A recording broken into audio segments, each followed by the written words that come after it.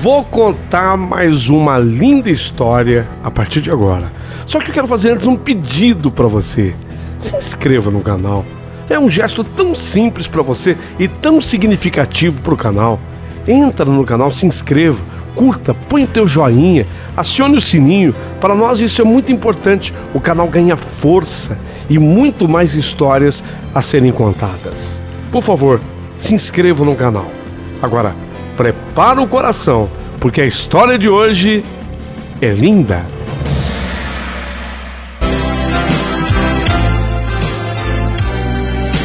Rádio Emoção. Paulinho, boa pessoa. A verdade de cada um.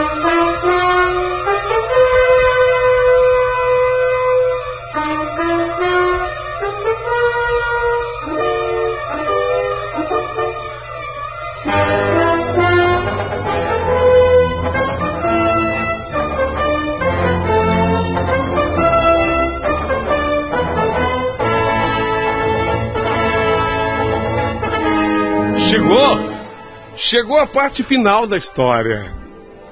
E a esperança que dormia. A esperança que dormia, hoje ela vai despertar. Hoje ela vai acordar. Vamos ao final de uma história belíssima. Capítulo imperdível. Ouça do comecinho até o fim. Vale muito a pena. Começou.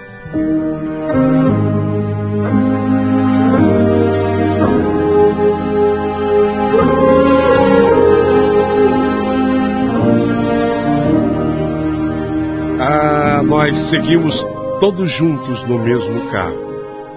A doutora Silmara, o doutor Fabiano, Guilherme e eu. Meu coração disparou. E parecia bater ainda mais rápido na medida em que nós nos aproximávamos da casa que ficava à Rua das Laranjeiras. Enquanto isso, doutora Silmara, carioca da gema, boa anfitriã, simpática, ia quase que parando o carro para nos contar um pouco da história daquele bairro do qual eu nunca antes tinha ouvido falar, Cosme Velho. Cosme Velho, e que bairro que tinha sua importância para a própria história. Ela ia mostrando, olha aqui morava o Machado de Assis, aqui era a casa do Manuel Bandeira, nesse endereço aqui vivia Euclides da Cunha, a grande Cecília Moraes, lembra da Cecília Meirelles? Lógico, eu amava o que ela escrevia, morava aqui. O cantor, compositor, o Jorge Maltner, era aqui nessa casa. Sim, lógico que aquilo de certa forma tranquilizava, senão eu acho até que teria desmaiado. O último, assim, que ela mostrou com empolgação, Crislaine e Guilherme, aqui ó, a primeira estação de trem do Corcovado. Esse trem vem até aqui para trazer os turistas para visitar o Cristo Redentor. É muito tradicional, tudo tão interessante, mas nada se compara aquele momento quando ela parou o carro em frente àquela casa, a Rua das Laranjeiras, e disse: chegamos, é aqui. Nessa hora, meu coração, ele parecia que ia sair pela boca. Tum, tum, tum, tum, tum, tum, tum, tum. Sabe quando você sente o coração no peito? Tum, tum, tum,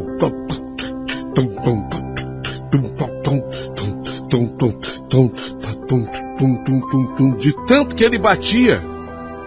Ainda eu pude ouvir a voz da doutora Silmara. Crislaine, você espera aqui no carro um pouquinho? Eu vou verificar se realmente ela tá. Eu concordei com a cabeça e eu estava muito nervosa. Tremi inteira. Ela dá alguns passos e toca a campainha. E não demorou muito tempo, eu escutei vozes. Vozes e risadas, um tanto quanto nervosas. Meu Deus! E tudo estava acontecendo. Doutora Silmara já abraçava em cumprimentos a Elisa e sua mãe Elizabeth. Elas conversam e, tal qual já era combinado, ela anuncia que eu estava no carro. Eu achei que eu não teria forças nas pernas para sair dele. Ainda bem que do lado de fora eu contei com a ajuda da própria promotora que foi me buscar.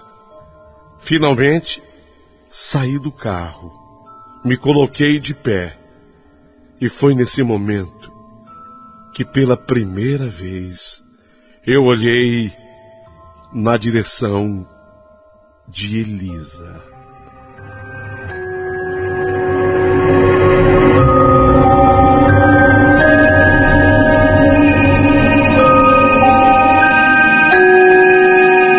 E ao fazê-lo,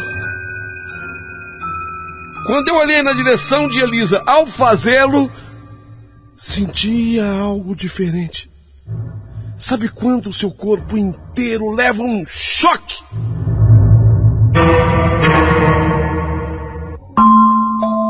Mas o choque se explicava. Eram 21 anos de espera, 21 anos de busca. A esperança, confirmando o dito popular, não tinha morrido, mas dormia aquele tempo todo. Mas finalmente era chegada a hora da esperança despertar. Era chegada a hora da esperança despertar. No que eu olhei para ela, apesar de todo esse tempo passado, 21 anos, e principalmente apesar de todas as mudanças que o tempo nos impõe, apesar disso e todos os demais pesares, quando eu olhei para ela, para Elisa, não é possível. Não é possível. Meu Deus. Meu Deus. Não é possível.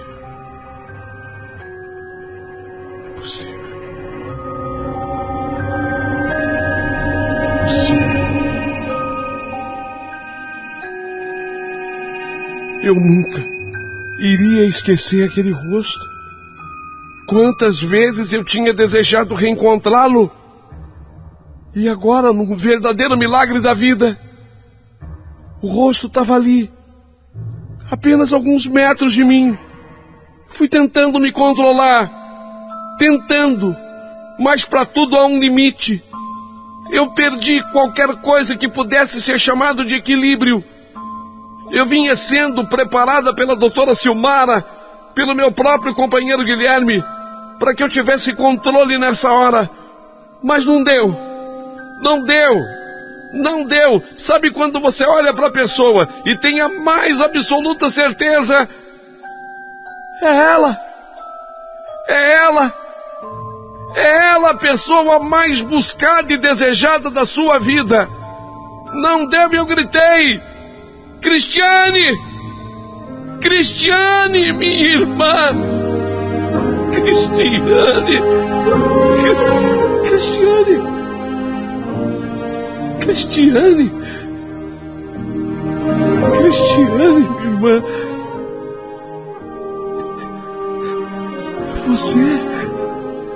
Você, Cristiane! Cadê a sua fardinha de cor vinho da sua escola? A última vez que eu te vi foi dentro dela. Cristiane, minha irmã! E você?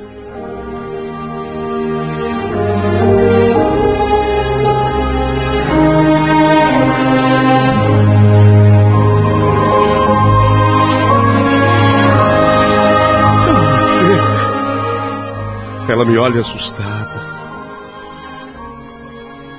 Ela me olha assustada e eu não consegui fazer a leitura daquele olhar naquele momento, naquele instante. Mas eu tive a impressão dela gostar do que escutava. Seus olhos e lábios esboçavam uma reação positiva. Elizabeth, a mãe, eu cheguei a vê-la também com o rabo dos olhos. Ela estava ao seu lado. Ela parecia incrédula, sabe aquela pessoa que quer e que ao mesmo tempo não quer aquele desfecho? Foi essa leitura que eu fiz da reação da Elizabeth, apesar de olhá-la apenas com o rabo dos olhos. E a minha leitura estava correta. Mas isso em fração de segundos. E eu já tinha voltado a minha atenção a Elisa, que para mim não era mais a Elisa, não. E sim a minha irmã sumida, Cristiane. Aliás, esse era o nome que eu já tinha gritado algumas vezes. E sustentei e gritei mais uma: Cristiane! E mais uma: Cristiane!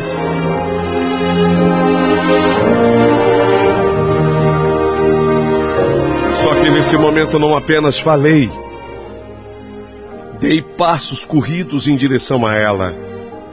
E instantes depois eu a abraçava. E naquele abraço eu chorava e dizia: Cristiane, Cristiane, que saudade de você. Diga-me que eu não estou sonhando. Fala para mim que eu não estou sonhando. Por favor, Cristiane, diga-me que isso não é um sonho. Que dessa vez não é um sonho. Que dessa vez a esperança acordou. Fala para mim que a esperança acordou, que dessa vez não é um sonho.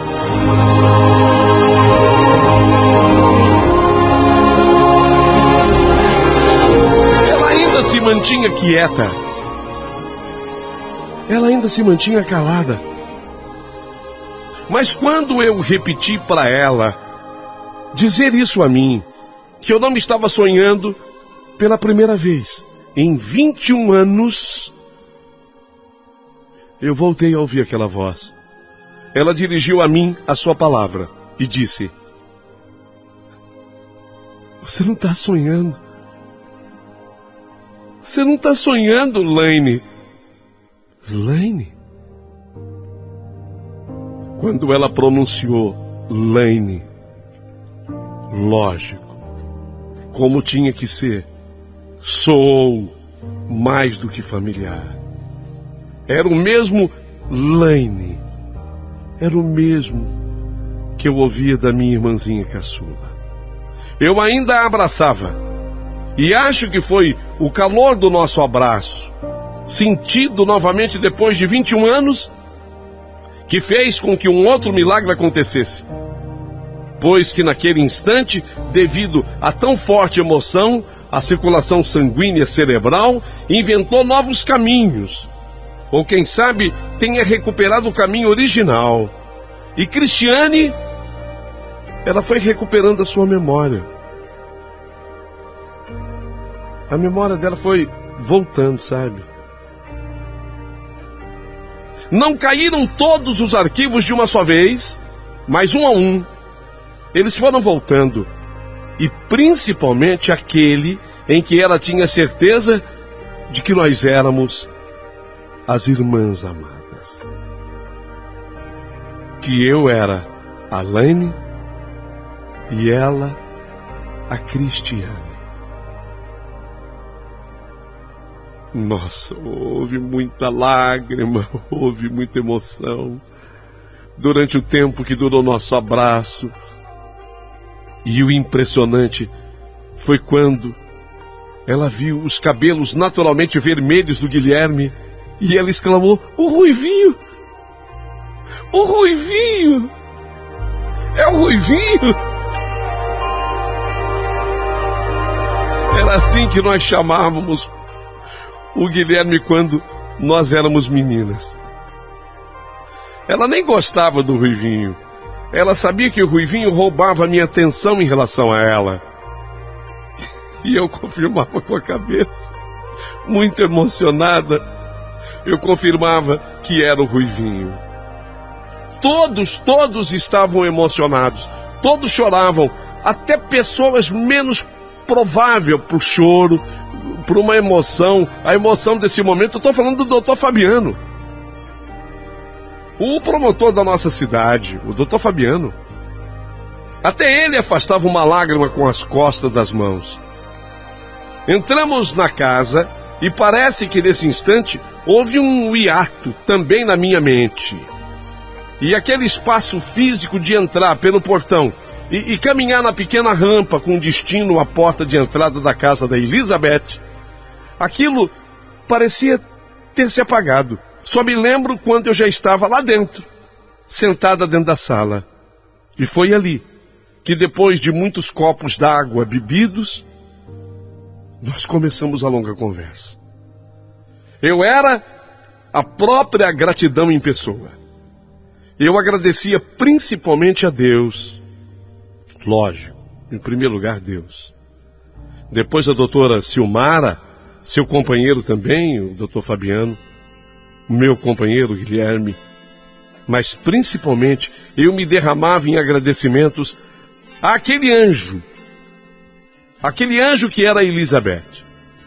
Ela era, sem dúvida, uma enviada por Deus para aquela nossa história. Porque sem a presença da Elizabeth em nossas vidas, nada daquilo seria possível. Ela, Elizabeth, naquela história, naquela nossa história, ela merecia e teria mesmo que ser um capítulo à parte. Outras ações, ainda mais importantes que o nosso reencontro, foram se desenrolando logo na sequência. Orientada pelo Dr. Fabiano, comunicamos uma médica, a doutora Gabriela, que era prima dele, cardiologista, lá da nossa cidade. Ligamos primeiro para a Gabriela, a doutora Gabriela, para que ela fizesse o grande favor de ir até a casa dos meus pais. Eu, na minha adrenalina, naquela adrenalina que eu estava, eu nunca que teria pensado nisso. Mas o doutor Fabiano conseguiu pensar. E a presença da cardiologista, doutora Gabriela, seria fundamental para agir, se necessário fosse, de acordo com a reação da minha mãe e do meu pai, quando eu desse a eles a notícia de que a esperança que dormia havia despertado. E não só isso, ela tinha se transformado em realidade, a própria esperança. Eu mesma fiz a ligação, quando fomos comunicados que a doutora Gabriela já estava com eles, lá na casa dos meus pais. E foi uma medida corretíssima, porque ambos, tanto meu pai quanto a minha mãe, ambos desmaiaram. Ambos perderam sentidos quando eu informei que eu tinha encontrado a nossa Cristiane. A presença da médica em casa pode ter evitado uma tragédia, sei lá. Ela que já os havia medicado e, de certa forma, feito uma preparação para a notícia fortíssima de emoção que ouviriam na sequência. Ela os preparou para escutar aquilo. Observe, você que está acompanhando a minha história do comecinho ao fim, observe o dedo de Deus em tudo. Foi tudo preparado por Ele, que nos compensava a espera e a ausência de Cristiane durante 21 anos. As emoções não pararam de se repetir ao longo daqueles 30 dias que se seguiram. Sim, porque a viagem de volta à nossa cidade, o reencontro pessoal entre Cristiane e os nossos pais, e não apenas eles, mas todos os demais parentes e amigos, foi tudo tão forte e lindo. Foi tudo tão bonito. Mas a grande surpresa da minha história, por incrível que pareça, além dessa, ainda estava por acontecer. Elizabeth, ela tinha feito muita coisa boa, a Elizabeth tinha feito pela minha irmã. Ela, na verdade, tinha salvado a vida de minha irmã. E ela não merecia ficar sozinha. Não podia ficar sozinha, de jeito nenhum. Ela havia salvado a vida da minha irmã, que teria morrido na falta de recursos naquele pobre hospital onde ela o encontrara. E depois, nós não podemos esquecer que nos últimos 21 anos, ela foi a mãe da Cristiane. Ela propiciou tudo a ela, a criação, a formação. Minha irmã tinha estudado, era escrivã, era funcionária pública. Elizabeth só havia feito coisas maravilhosas para ela. A minha mãe e meu pai se derramaram em agradecimentos como tinha que ser. Eu também o fiz, como tinha de fato que ser. Mas eu fui além. Eu fiquei atento a uma coisa que pouca gente teria se atinado. E com certeza foi algo espiritual. Eu me liguei ao nome Elisa, o nome que Elizabeth escolheu para Cristiane, em homenagem à sua falecida irmã. O que impressionava era a semelhança das histórias, porque a irmã de Elizabeth, Elisa, havia sido raptada como raptada fora Cristiane. Eu achava o cruzamento dessas duas histórias algo fantástico e sobrenatural. Aqui uma pergunta para você que está ouvindo a minha história. Eu não sei o quanto isso chamou a atenção de quem ouve a minha história até agora. Mas eu me liguei demais nesses fatos. Assim como eu me liguei num detalhe que talvez não tenha chamado a atenção de mais ninguém. Agora, se chamou a tua atenção, é porque você também ouviu a minha história de uma maneira sobrenatural e espiritual. Se chamou a sua atenção. O que foi? O qual é esse fato? Elisa, presta atenção que me chamou a atenção. Elisa, a irmã de Elizabeth, não foi identificada. Uma vez que restaram apenas ossos diante do rigor da sua incineração. O monstro, que, entre aspas, a matou, ao atear fogo na casa em que estava com a menina, jogou antes gasolina no corpo da garota. A menina virou uma tocha humana. Os ossos chegaram a ser incinerados.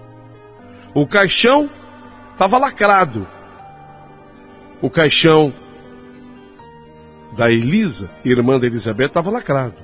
Na época não se falava no exame de DNA. E obviamente que ele não foi feito. A identificação aconteceu por dedução lógica. Era ela. Era ela, a Elisa, que tinha sido vista com o monstro o tempo todo. Fora a história que o monstro já tinha antes, inclusive, tentado raptar a própria Elizabeth. E a própria Elizabeth testemunhou quando ele levou a sua irmã. Por todas essas informações, a dedução era de que Elisa fora morta com ele. Mas isso me instigou. Eu não sei se você prestou atenção nesse detalhe. Talvez não. Mas a mim me instigou. Era como se eu tivesse uma dívida com Elizabeth. E foi sem que ela soubesse que eu pedi uma ajuda à doutora Silmara, a promotora de justiça. E ela me daria toda a retaguarda. Não falei nada porque jamais poderia ressuscitar um assunto, entre aspas, superado. Se bem que um assunto desse não se supera. Mas, entre aspas, superado. Mas eu sentia, sinceramente, uma história inacabada aquela. Contei com o apoio também do meu companheiro Guilherme. Viajei para Santa Catarina. Dessa vez eu fui sozinha. Aí que o Guilherme deu todo o apoio lá na minha cidade. Viajei para Santa Catarina. E lá, naquela cidade de Santa Catarina, eu contei também com a ajuda de uma radialista. Uma moça que eu prefiro aqui não identificar. Eu prefiro que seja assim. Levantei dados de uma história muito antiga ocorrida na cidade. Tais fatos tinham acontecido havia muitos anos, 42 anos. O fato estava reportado e entrara para os anais históricos da cidade como um dos fatos mais tristes havidos por aquela banda. Mas havia uma ponta sem ligação naquela história. Qual era a ponta? o monstro em questão, ele era um maníaco e chegou a raptar pelo menos 3 garotas. Talvez até mais, mas a notícia que se tinha é que pelo menos 3 meninas. Na hora da morte, ele só estava com uma delas. As outras 2 tinham sobrevivido. Mas só sobreviveram porque ele as abandonou desacordadas, acreditando que talvez até estivessem mortas. Uma dessas meninas fora devolvida à sua família. E a segunda menina havia sido conduzida por um orfanato, onde aguardava o aparecimento da família dela. Essa era a ponta. Essa era a ponta. E eu resolvi ir atrás disso. Alguma coisa me pedia que assim eu o fizesse. E eu descobri então que a segunda menina, ela tinha sido adotada, tal qual acontecera com a Cristiane, minha irmã. Mas ela tinha sofrido um problema cerebral. Uma espécie de uma paralisia cerebral. E ela não se lembrava do seu passado. Não chegou a aparecer uma família interessada em adotá-la. Mas ela acabou sendo adotada pela merendeira do orfanato. Eu fui atrás. A merendeira, lamentavelmente, já tinha falecido. Mas quando eu encontrei a filha, que no caso era bem mais velha que eu levei um susto. Porque ela era a cara da Elizabeth.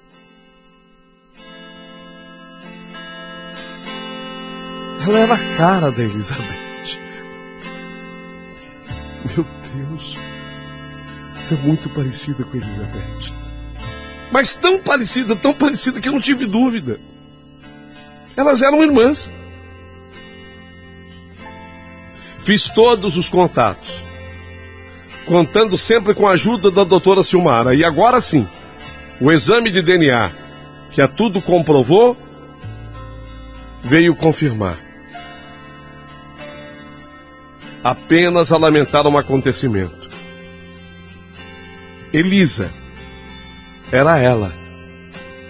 Era a Elisa. Mas ela tinha ficado lesada do ponto de vista cerebral. Daí o motivo de não ter havido interesse em adoção por parte de famílias. Ela ficou lesada do ponto de vista cerebral, com uma paralisia. Ela vivia agora numa espécie de um asilo. Vocês acreditam que mesmo assim lesada, havia ao longo da vida dela sofrido um outro abuso e ela tinha um filho? A Elisa. Ela sofreu um abuso por ser uma mulher bonita, só que tinha problemas mentais. E teve um filho. Esse sim, o rapaz, havia sido adotado. Esse rapaz, ele era formado em veterinária. Vou chamá-lo aqui de Danilo. Hoje, o Danilo ajudava a mãe. Mas eu tive a honra e a satisfação de comunicar com Elizabeth a respeito dos fatos. Comunicar para Elizabeth que a irmã, que se acreditava estar morta há tanto tempo, tal qual a minha própria irmã vivia. E ela tinha um sobrinho que ela jamais imaginou possuir. Meu Deus, foi o final mais surpreendente de uma história. O final mais surpreendente, porque tivemos a Cristiane de volta depois de 21 anos.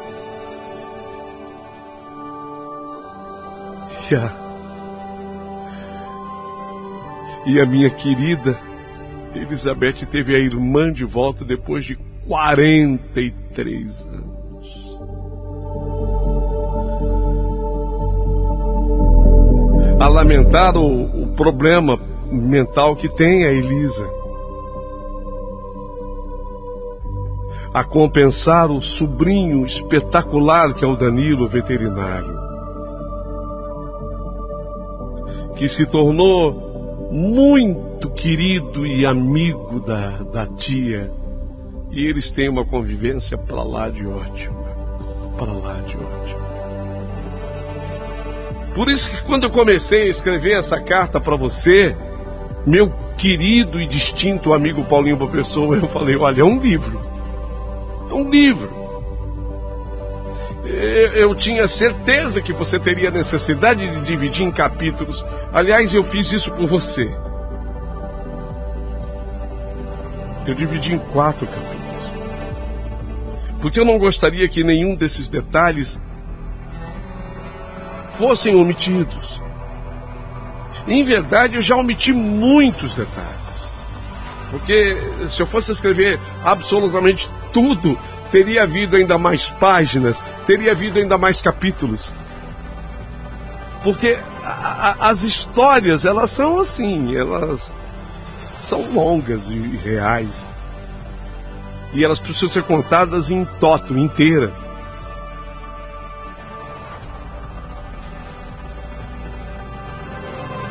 Faltou um detalhe, né? Muita gente vai perguntar: e a sepultura?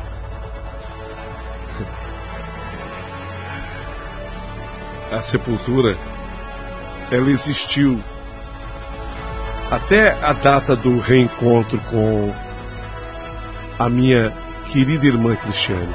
A partir daquele momento, ela apenas se tornou uma sepultura comum como outra qualquer. Um jazigo da família. E foi ali que nós acabamos sepultando tio, tia e outros familiares. Porque no dia que ela voltou, a esperança que ali dormia despertou. Foi o dia que a esperança acordou.